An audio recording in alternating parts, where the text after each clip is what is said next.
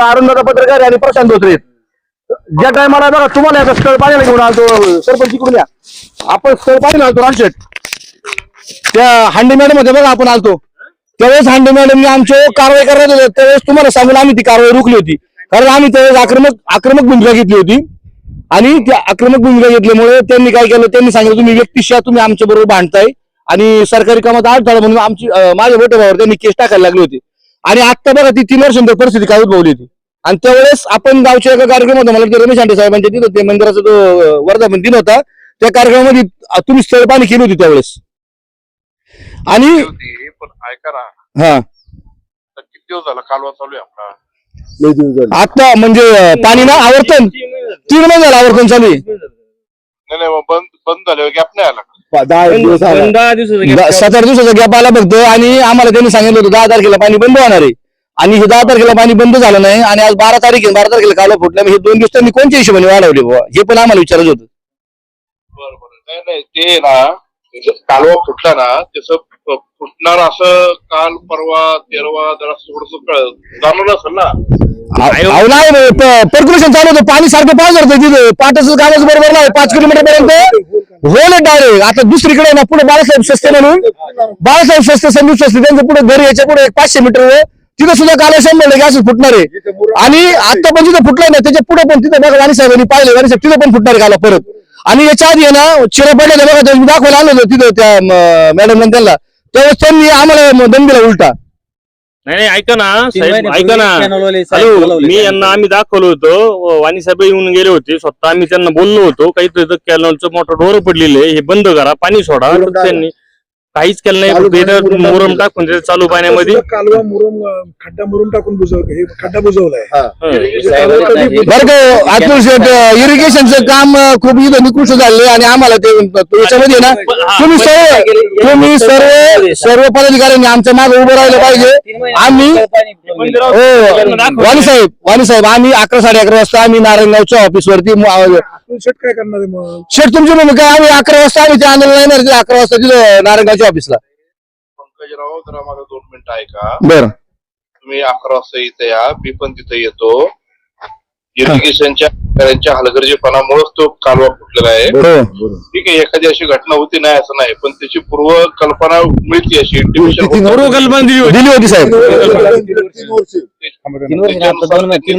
महिन्यापूर्वी दिली होती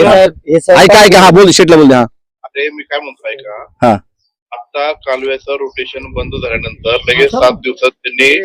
पुढचं रोटेशन करायची काही गरज नव्हती ते बंद झाल्यानंतरच ते दुरुस्ती लगेच करायला पाहिजे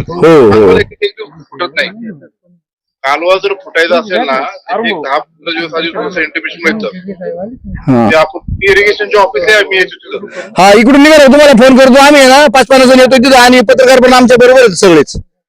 या तुम्ही या गांभीर्यच नाही ओके ठीक आहे धन्यवाद घटना अशी घडली का आम्ही आहे ना केनलच्या कामाबद्दल आहे ना बऱ्याच वेळा आम्ही सांगितलं होतं काम निकृष्ट झाले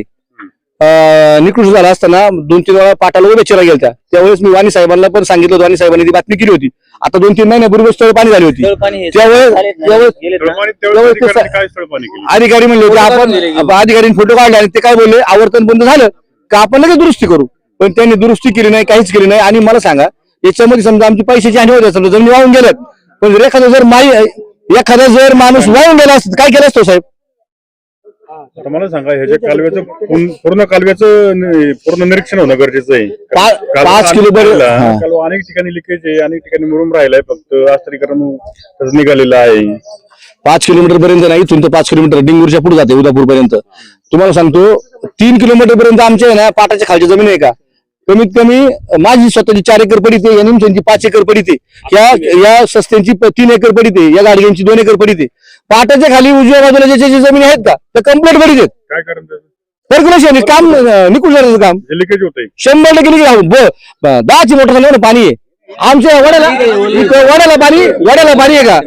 पावसाळ्यासारखं पाणी असते 12 महिने या वड्याला पाणी बघा ना माझ्या आता काय नुकसान झाले नुकसान हे शेतकऱ्याचं आहे ना यांनी ना आता शेषजनला दिवाळीच्या माग यांनी गेल्या वर्षी जवळजवळ 5 एकरची लेवल केली सगळी माती दगडी टाकल्यात आता वाणी साहेबांची ती बातमी पडली. तुम्हाला सांगतो त्यांनी 20 लाख रुपये लेवलला खर्च केलाय आणि दाना त्याचा 2 एकर दाना काही मिरची वाहून गेलं सगळं अख्खं वाहून गेलं त्याचं. त्याच्या खाली शंकर साखर मांडे, शंकर साखर मध्ये 4 भाऊ त्यांची विहीर अर्धी काढली, त्याचा गोंडा 2 एकर, दाना 2 एकर, त्याच्या खाली विश्वनाथ साखाराम, त्याच्या खाली मला वाटतं भगवान हांडे, त्याच्या खाली विठ्ठल एकनाथ हांडे, नदीपर्यंत अशी सर्व नुकसान होत गेली. वावरं अख्खी वाहून गेले. काय आता इथं सुरुवातीला जोत होता म्हणून याच्या डायरेक्ट याची वावर वाहून गेली. आणि तिथे माझी सुद्धा वर्षा माझी स्वतः जमीन आहे, पण माझी सुद्धा जवळ बरंच असा कोपरा आत गेलाय, म्हणजे दगडी आमच्या वाहून गेले सगळ्या. पिकं वाहून गेली, वावर वाहून गेली, विहिरी गाडल्या. विहीर गाडल्या 2-3 विहिरी टोटल बातमी आहे. आणि तुम्हाला सांगतो 3 विहिरी याच्यामध्ये ना गाडल्यात आणि खूप मोठं नुकसान आहे म्हणजे शेतकरी तळमळे. आता तुमची मागणी काय आहे आता? आमची मागणी एवढीच आहे, जोपर्यंत ह्या आमच्या जमिनी सगळ्या जसं होत्या तशा जमिनी होत नाहीत तोपर्यंत आम्ही नदीला आवर्तन सोडून देणार नाही आणि कॅनलचं पण काम करून देणार नाही. मग त्यासाठी आम्हाला म्हणजे जेलमध्ये टाकलं तरी चालेल, कारण बाहेर राहून आम्ही उपाशीच मारणार जमिनी आमच्या काय आता चालणार नाही. वर्षभर तर आम्हाला प्रशांत पीक होणारच नाही.